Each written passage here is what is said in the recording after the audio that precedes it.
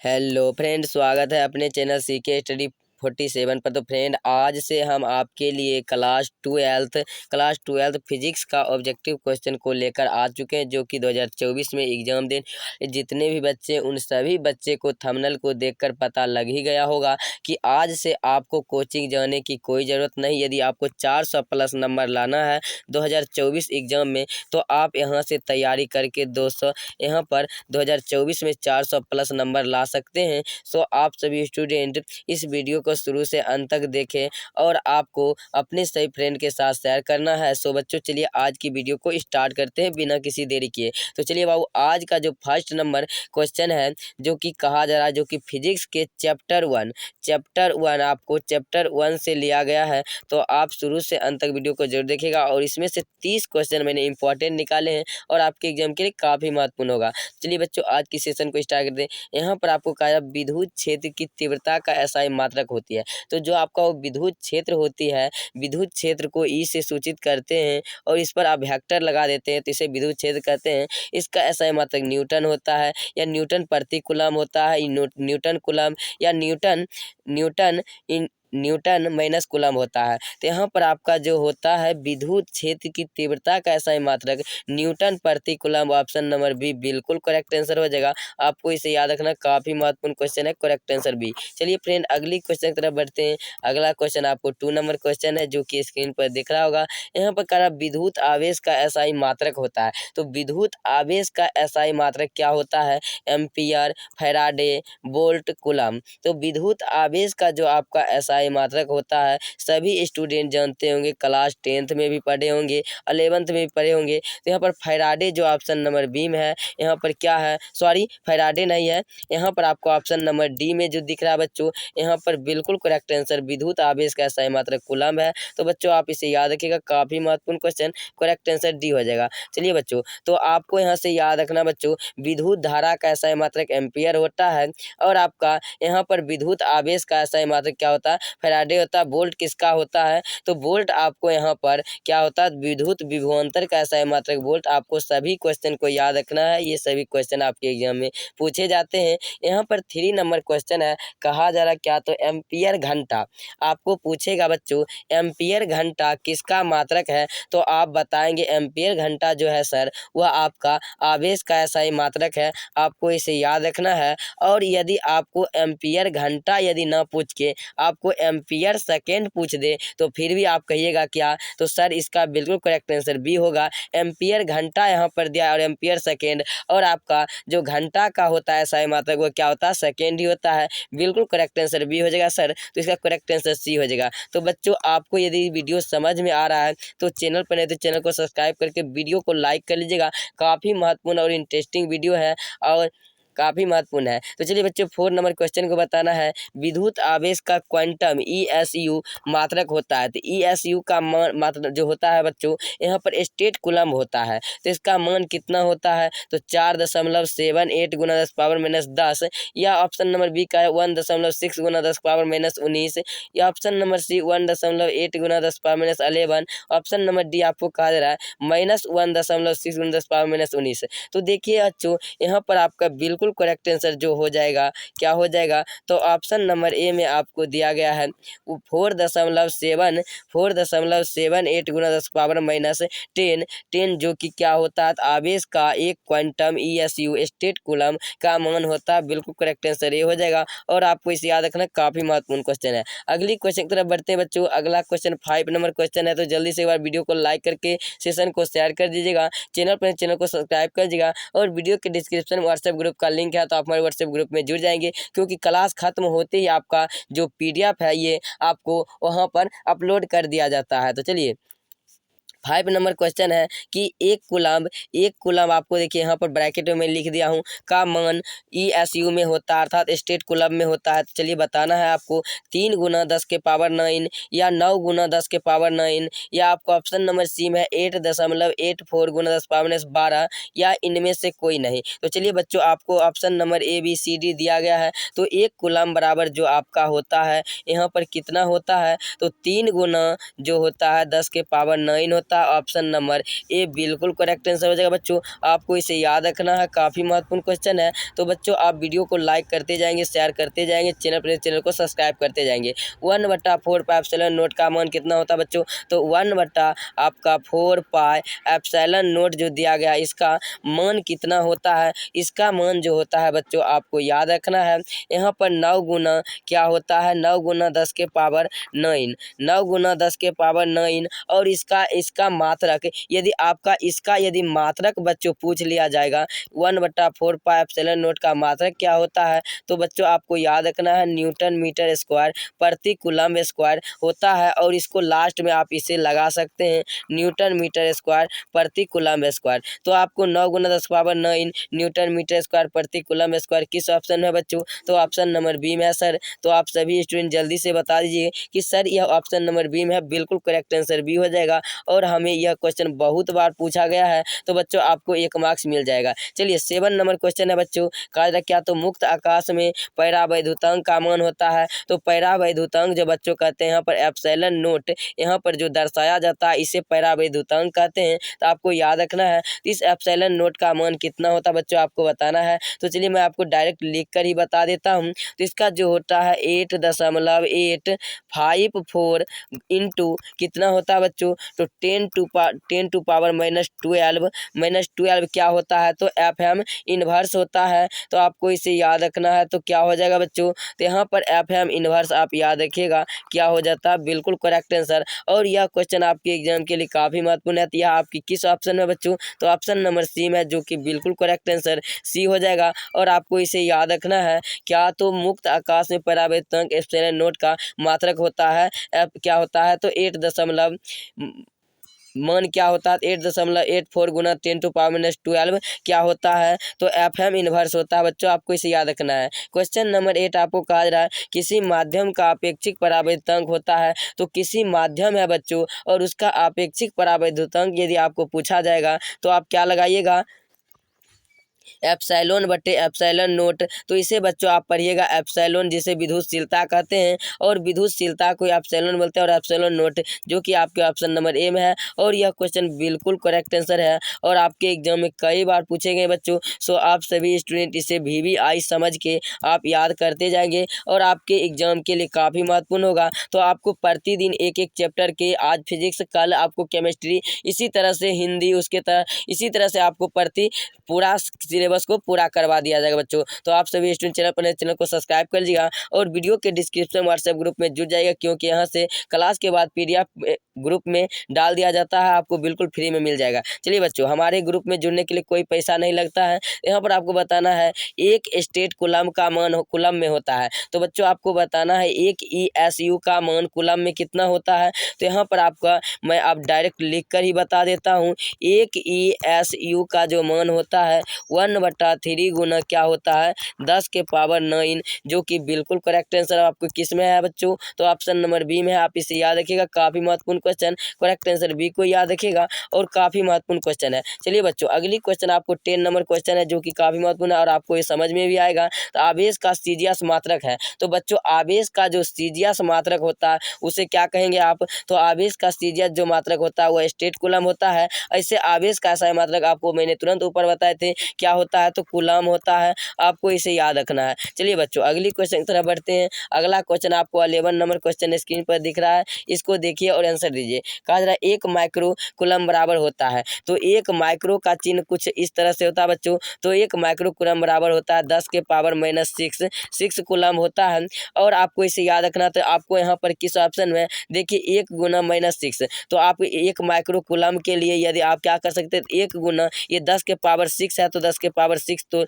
लिख सकते हैं बच्चों, और कूलम है तो कूलम। तो 1 गुना 10 पावर 6 कीजिएगा तो यहाँ पर क्या हो जाएगा आपका? यहाँ पर जो आपका हो जाएगा 10 के पावर -6 कूलम, जो कि आपके किस में है? Option number. तो ऑप्शन नंबर बच्चों आपके बी में बिल्कुल करेक्ट आंसर है। आपको बी को लॉक करना, और यह क्वेश्चन काफ़ी महत्वपूर्ण है बच्चों और आपके एग्जाम में पूछा जाता है। अगला क्वेश्चन 12 नंबर क्वेश्चन है कि आपका एप्सिलॉन नोट का इकाई होता है। तो एप्सिलॉन नोट को क्या कहते हैं? विद्युतशीलता कहते हैं बच्चों। और इसका SI मात्रक क्या होता है? तो अभी तुरंत मैंने आपको बताए थे बच्चों कि इसका जो होता है यहाँ पर बिल्कुल करेक्ट आंसर क्या हो जाएगा, न्यूटन मीटर स्क्वायर प्रति कूलम स्क्वायर, जो कि आपके ऑप्शन नंबर सी में है। और यह क्वेश्चन आपके एग्जाम के लिए काफी महत्वपूर्ण है और आपको पूछा जाता है। चलिए अगली क्वेश्चन की तरफ बढ़ते हैं बच्चों। अगला क्वेश्चन आपको 13 नंबर क्वेश्चन है जो कि काफी महत्वपूर्ण है। 1/4 पाई एप्सिलॉन नोट का एसआई मात्रक होता है। तो 1/4 पाई एप्सिलॉन नोट का एसआई मात्रक क्या होता है बच्चों, तो अभी तुरंत मैंने आपको जो बताए थे ऊपर में क्या बताए थे, तो यहाँ पर ऑप्शन नंबर सी जो हो जाएगा न्यूटन मीटर स्क्वायर प्रति कूलम स्क्वायर क्या हो जाएगा, तो 1/4 पाई एप्सिलॉन नोट का मात्रक, जो कि ऑप्शन नंबर सी में बिल्कुल करेक्ट आंसर हो जाएगा बच्चों। तो आप इसे सी को याद रखिएगा और मैंने इसका मान भी आपको बताए थे, तो आप कमेंट करके जल्दी से बताइएगा 9 गुना कितना था 10 के पावर, तो 10 के पावर 9 न्यूटन मीटर स्क्वायर प्रति कूलम स्क्वायर था बच्चों। तो आपको याद रखना है। यहाँ पर 14 नंबर क्वेश्चन है एप्सिलॉन नोट का बीमिया सूत्र। तो बच्चों आपको बताना है यहाँ पर एप्सिलॉन नोट जो विद्युतशीलता है इसका बीमिया सूत्र क्या होगा, तो आपको बच्चों याद रखना है इसका जो बीमिया सूत्र, चलिए मैं आपको यहाँ पर लिख ही देता हूँ, आपको मिला लेना है। m इनवर्स l के पावर 3 लिखना है, t के पावर क्या लिखना है बच्चों 4 लिखना है, और a के पावर इनवर्स आपके यह किस ऑप्शन है बच्चों, तो यह आपके ऑप्शन जो दिख रहा है ऑप्शन नंबर क्या हो जाएगा, तो ऑप्शन नंबर आपका यहाँ पर बी में है, जो कि बिल्कुल करेक्ट आंसर हो जाएगा। आप इसे याद रखिएगा। 14 नंबर क्वेश्चन का बिल्कुल करेक्ट आंसर भी, आपको इसे याद रखना। और यह क्वेश्चन बीमिया सूत्र से 1 से 2 नंबर के क्वेश्चन आपके एग्जाम में पूछे जाते हैं, जिसमें अधिकतर बच्चे छोड़ ही देते हैं क्योंकि ये थोड़ा लेंदी क्वेश्चन होता है और माइनस प्लस में कभी कभी अंतर हो जाता है, जो बच्चे का याद भी रहता है वो बच्चों का। यहाँ पर आपको बताना है विद्युत क्षेत्र की तीव्रता का एसआई विद्युत क्षेत्र की तीव्रता का बीमिया सूत्र। तो विद्युत क्षेत्र की तीव्रता का बीमिया सूत्र बच्चों बताना है। तो यहाँ पर देखिए, यहाँ पर जो आपका बिल्कुल करेक्ट आंसर हो जाएगा m इनवर्स l t के पावर 3 और a के पावर इनवर्स। तो बच्चों यह आपके किस ऑप्शन में, जल्दी से बताना है। तो यहाँ पर देखिए सभी तो ऑप्शन ठीक ही है बच्चों, लेकिन आपको यहाँ पर थोड़ा सा यहाँ पर आपको माइनस कर लेना। यहाँ पर जो प्लस लिखा हुआ था यहाँ पर माइनस करके आपको ऑप्शन नंबर ए को बिल्कुल करेक्ट कर लेना है। करेक्ट आंसर क्या हो जाएगा, ए हो जाएगा। चलिए अगली क्वेश्चन की तरफ बढ़ते हैं बच्चों। अगला क्वेश्चन आपको 16 नंबर क्वेश्चन, जो कि अभी तक में कम से कम 20 बार से अधिक बार आपके एग्जाम में यह क्वेश्चन पूछे गए हैं। तो स्थिर विद्युत क्षेत्र होते हैं, तो स्थिर विद्युत क्षेत्र जो होते हैं बच्चों आपका ऑप्शन नंबर ए हो जाएंगे, जो कि संरक्षी होते हैं। करेक्ट आंसर ए को याद रखना है। स्थिर विद्युत क्षेत्र क्या होते हैं, संरक्षी होते हैं। तो यह क्वेश्चन बहुत सारे बच्चे क्या करेंगे, गलती करेंगे। स्थिर विद्युत आवेश, तो वहाँ पर स्थित विद्युत क्षेत्र क्या था, संरक्षित था। और स्थिर विद्युत आवेश उत्पन्न करता यह क्वेश्चन, यदि 100 बच्चे एग्जाम देने जा रहे हैं, यदि इसमें से आपको यह क्वेश्चन एग्जाम में आ गया तो उसमें से जो 85 स्टूडेंट होंगे यह क्या करेंगे, तो गलत करके आते हैं। क्या करके आते हैं, तो गलत करके आते हैं। और 15 जो बच्चे हैं तो वही सही करके आते हैं। तो यहाँ पर देखिए क्या केवल विद्युत क्षेत्र, केवल चुंबकीय क्षेत्र, दोनों इनमें से कोई नहीं। इसका जो बिल्कुल करेक्ट आंसर बच्चों होगा वह केवल विद्युत क्षेत्र होगा, जो कि ऑप्शन नंबर ए में है। और बच्चे वहाँ पर जाकर क्या करते हैं, तो ऑप्शन नंबर सी को लगाते हैं, जो कि बिल्कुल गलत हो जाता है। तो आपको बच्चों इस क्वेश्चन को थोड़ा सा याद रखना है। यहाँ पर 18 नंबर क्वेश्चन है बच्चों, बताना है कि इलेक्ट्रॉन पर विशिष्ट चालकता होता है। तो इलेक्ट्रॉन जो होती है बच्चों उस पर विशिष्ट चालकता, इलेक्ट्रॉन होती है ऋणात्मक, निगेटिव होती है। तो आप जानते हैं इलेक्ट्रॉन पर विशिष्ट चालकता 1.6 गुना 10 के पावर क्या होता है, 10 के पावर -19 कूलम्ब प्रति केजी होता है। आपको इसे याद रखना बच्चों, काफी महत्वपूर्ण क्वेश्चन है। तो आपको यह किस ऑप्शन में है, तो ऑप्शन नंबर सी में है, जो कि बिल्कुल करेक्ट आंसर हो जाएगा। आपको इसे याद रखना। काफी इंटरेस्टिंग और लाजवाब वीडियो है, और आपके एग्जाम में यह फर्स्ट चैप्टर आपको से यह 30 क्वेश्चन लिया गया, जो कि आपके एग्जाम के लिए काफी महत्वपूर्ण है। चलिए 19 नंबर क्वेश्चन है, एक एकांकी चाल के लिए निम्नलिखित में से कौन सा अनुपात अचर है। तो एक एकांकी चाल के लिए आपको बताना है बच्चों कि निम्नलिखित में से कौन सा जो अनुपात है वो अचर है। तो एकांकी चाल के लिए यहाँ पर कुल आवेश बटा विभव जो दिया गया है, यहाँ पर आपको लिखना है बच्चों कुल आवेश बटा विभव। तो कुल आवेश ऊपर लिखना है, बटे में क्या लिखना है, विभव। तो ये आपका क्या होता है, तो ये आपका अचर होता है। आपको इसे याद रखना है। बिल्कुल करेक्ट आंसर ये हो जाएगा। अगली क्वेश्चन आपको 20 नंबर क्वेश्चन है बच्चों, जो कि काफी महत्वपूर्ण है। तो बच्चों अभी तक यदि वीडियो को लाइक नहीं किए हैं तो वीडियो को लाइक कर दीजिएगा, और शेयर करना तो बनता है, अपने परिवार को आगे बढ़ाना है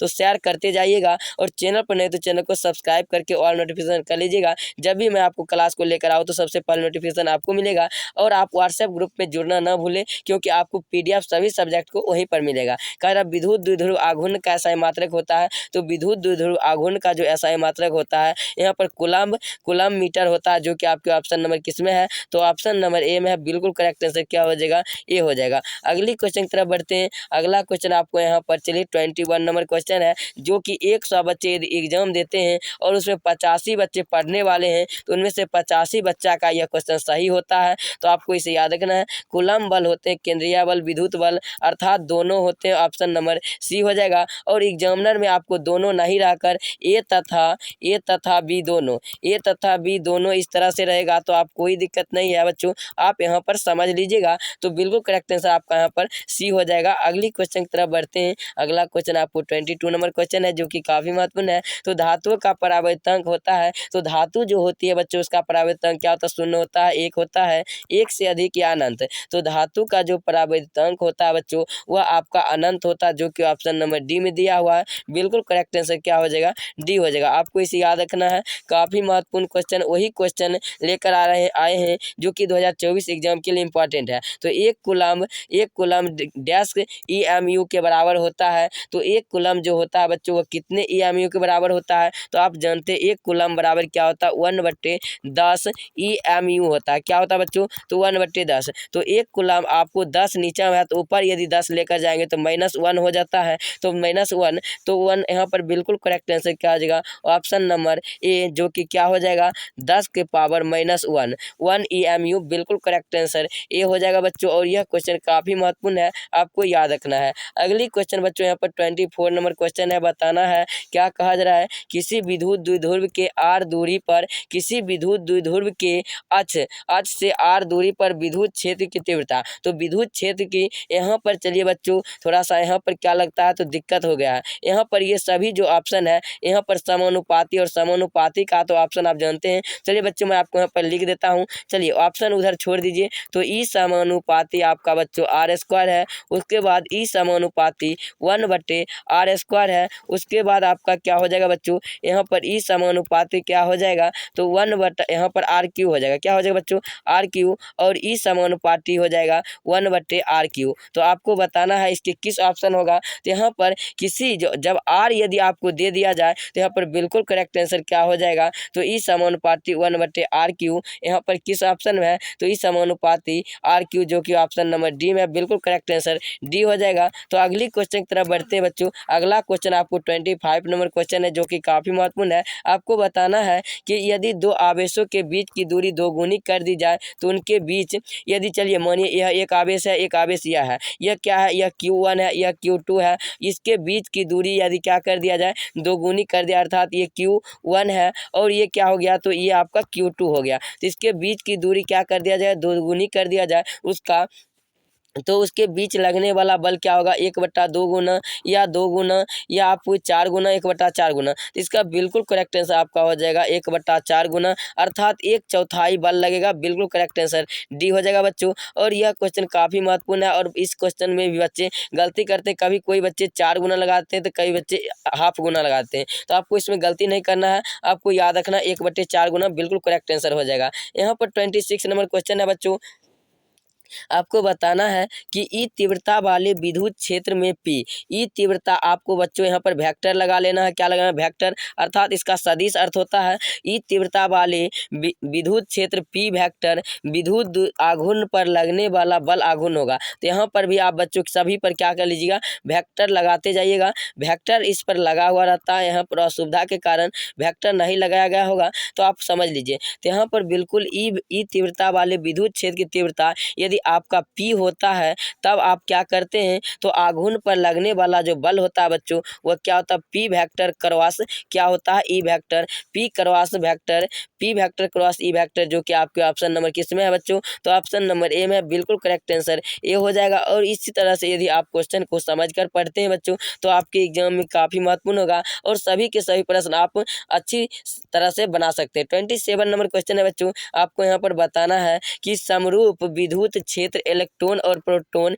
स्थित होता है। तो समरूप जो विद्युत क्षेत्र होते हैं उसमें इलेक्ट्रॉन और प्रोटॉन दोनों स्थित होता है, उनके त्वरणों का अनुपात कितना होता है? तो उनका जो त्वरणों का अनुपात रहा है यहाँ पर क्या होता है, 0 होता है या 1 होता है या mp/me या me/mp। तो आपको बच्चों इसे याद रखना है। यहाँ पर बिल्कुल करेक्ट आंसर me बटे क्या होता है, तो mp होता है। मास इलेक्ट्रॉन बटे मास प्रोटॉन होता है। आपका बिल्कुल करेक्ट आंसर क्या हो जाएगा, ऑप्शन नंबर डी हो जाएगा बच्चों। तो आपको इसे याद रखना, बिल्कुल करेक्ट आंसर डी। और यह क्वेश्चन आपके एग्जाम के लिए काफी महत्वपूर्ण है बच्चों। चलिए 28 नंबर क्वेश्चन है जो कि काफी महत्वपूर्ण है। आपको बताना है जब किसी वस्तु को आवेशित किया, तो आपके पास कोई वस्तु है उसे आवेशित करते हैं अर्थात उस पर करंट को फॉलो करते हैं किया जाता है, तो उसका द्रव्यमान क्या होगा। तो किसी वस्तु पर आप यदि क्या करेंगे, तो एकाएक उस पर करंट को प्रवाहित करेंगे, बिजली को प्रवाहित करेंगे, विद्युत धारा प्रवाहित करेंगे, उसका जो यहाँ पर क्या हो जाए द्रव्यमान, यहाँ पर ऑप्शन नंबर 1 आ रहा बढ़ता है, घटता है, नियत रहता है या घटता या बढ़ता दोनों है। तो यहाँ पर बच्चों आपको याद रखना है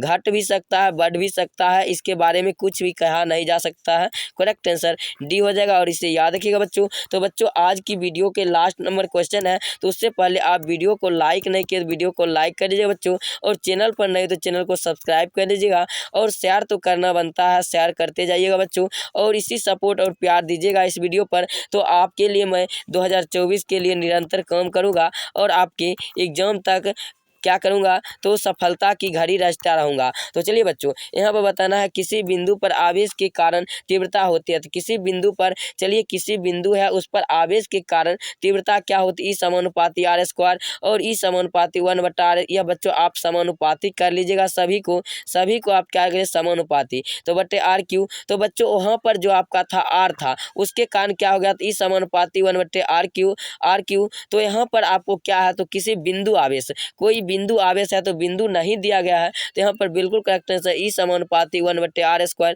जो कि ऑप्शन नंबर बी में है बच्चों। करेक्ट आंसर बी हो जाएगा। तो चलिए मैं इसे ठीक से फिर से लिख देता हूँ बच्चों। तो E समानुपाती क्या हो जाएगा 1/r², जो कि आपके ऑप्शन नंबर क्या में है, बी में है। आप इसे याद रखिएगा बच्चों, काफी महत्वपूर्ण क्वेश्चन। तो बच्चों आज का सेशन कैसा लगा कमेंट करके जरूर बताइएगा कमेंट सेक्शन में। और आपको यहाँ पर बता देना है कि जो प्रकाश का चाल होता है बच्चों वह सबसे अधिक कहाँ पर होता है, निर्वात में, हवा में, पानी में, या आपको इनमें से कोई नहीं। तो यह आपको बता देना बच्चों कमेंट करके। आज का सेशन कैसा लगा, तो बच्चों आप सभी स्टूडेंट इसका PDF लेना चाहते हैं, PDF बिल्कुल फ्री में लेना चाहते हैं, तो यहाँ पर आपको बच्चों क्या करना है, तो बिल्कुल एकदम फ्री में बच्चों, मैं सही बोल रहा हूँ और आप सही सुन रहे हैं, बिल्कुल फ्री में लेना चाहते हैं तो आप वीडियो के डिस्क्रिप्शन में व्हाट्सएप ग्रुप का लिंक दिया गया है, आप हमारे व्हाट्सएप ग्रुप में जुड़ जाएंगे। वहां से आपको क्या मिलेगा, तो वहां से आपको नोटिफिकेशन के साथ साथ आपको क्या मिलेगा, तो PDF मिलेगा। थैंक यू, लव यू, हंसते रहे, मुस्कुराते रहे, स्वस्थ रहे और मन से तैयारी करेंगे। और 2024 एग्जाम में 400 प्लस नंबर आपको लाना है, और लक्ष्य जो है वह 450 प्लस का है। तो बच्चों आप जरूर से जरूर इस वीडियो को शेयर करें और अधिक से अधिक सपोर्ट और प्यार करें, वीडियो को लाइक भी कर दें। थैंक यू, जय हिंद, जय भारत।